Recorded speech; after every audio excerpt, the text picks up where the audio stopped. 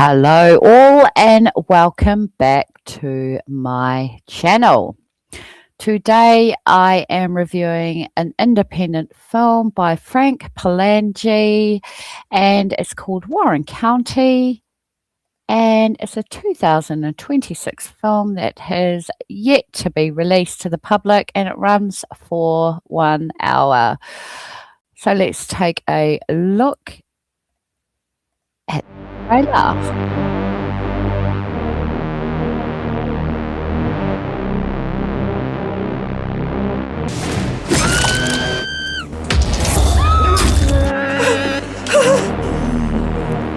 Hello, and thank you for tuning in. You are listening to Just Rick, the real, true crime podcast.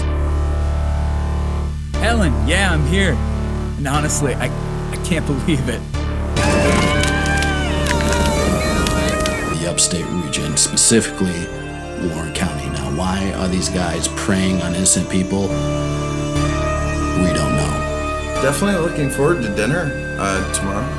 Throw that away now! Please, what are you doing?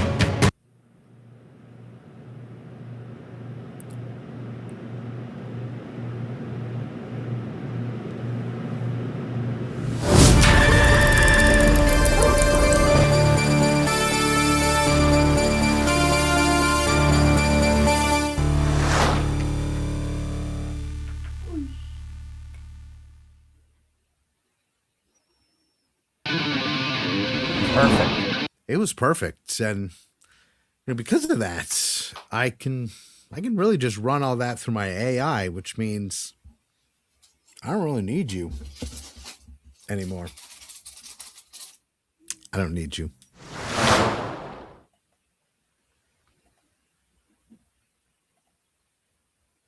So that is the trailer. Woo-wee. All right, so the storyline goes into the world of Warren County, a tense thriller from indie filmmaker Frank Palangi. Beneath the quiet surface of a small town lies a web of secrets where danger is never far away and the past refuses to stay buried. As betrayal, violence, and desperation close in, survival demands courage and unflinching resolve. So Palangi's vision blends gritty realism with suspenseful storytelling, creating a film that captures the unease of rural America and the timeless struggle between innocence and corruption. Fans of independent thrillers and dark dramas will be drawn into its haunting atmosphere, sharp performances, and a slow burn intensity.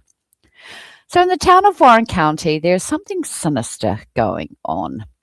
There is a serial killer on the loose. But wait, no, there's more than one serial killer on the loose. In this anthology, a man who goes by the name of Just Rick, who is a podcaster and a detective, is bringing us 4 short horror stories that he's investigating. As per usual with anthologies, there is a narrator who introduces the individual stories, and this helps to set the tone as Just Rick presents these short films that are put in as segments, and according to the credits, this film is based on the 2025 feature film American Psychopath. So the first segment is called Killer Movie. So Clarence Kilmer is a record producer, and when he doesn't have the right talent walk through the doors, he makes sure they pay the price. I like the audition sections, as this adds flesh to the story arc, texture, layering. It's also great to see the director himself, Frank Palangi, play a role as one of the musicians. And for those of you who don't know, Frank Palangi is a musician in real life and is epic on the electric guitar. So there are some really good gore scenes that even made me flinch. The twist at the end reveals a startling revelation that will make you think. Warren County, that's the second segment. Every 2 years, Pumpkin Face, played by the director himself, Frank Palangi, shows himself every 2 years. So he wears a mask to hide his identity. So we don't know what the gender is of this killer. So his victims are caught up in this serial killer's nasty game, and they each meet a grisly end, basically. I like the momentum of this segment as he toys with his victims to maximize on his desires to kill. Once again, the gore is top notch. This is not a man to be messed with, and Warren County is at the mercy of Pumpkin Face. Date Night is the third edition. Jerry is going on a first date with Lolly, and she arrives late, which is making Jerry very anxious. When she finally enters the scene, the story turns diabolical. There's a massive twist that I did not see coming. It's a bit of a slower burn than the preceding stories, but it helps to set up the tension and suspense. Joseph the chef dishes up a special treat for dinner that is sure to make your stomach do somersaults, and you won't believe what they have for dessert.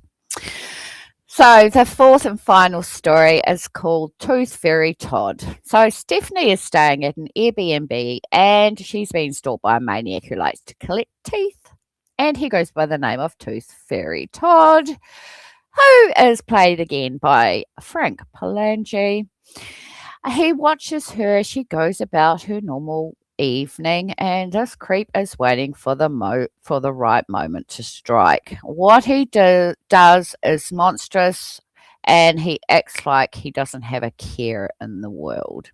Overall, I really enjoyed the gore, and this film dishes out some really appalling scenes, which is fantastic. And since this is an anthology, there has to be a connection. There is a connection, as you will see, as these monsters are obliterating their victims in Warren County. Each story has a different setting of varying serial killers, which is an added bonus. There are some great surprises too. The different color gradients change to shift with the moods and tones. Frank Palangi also adds some of his music throughout the film, and it goes to show just how talented this director is. I really, really highly recommend this film to watch, especially if you love a really bloody, gory film. So I've reviewed a couple of Frank Palangi's films. I am dying to see a couple more that are coming in the future. So yeah, I will link where to actually watch this film because I've got the link for that. You can go and watch it right now if you like. Like I said, I highly recommend it, especially if you like gory anthologies. What I like about anthologies is that you can put short films into an anthology, and they really work. Yeah, so yeah, give this one a go. It's really good.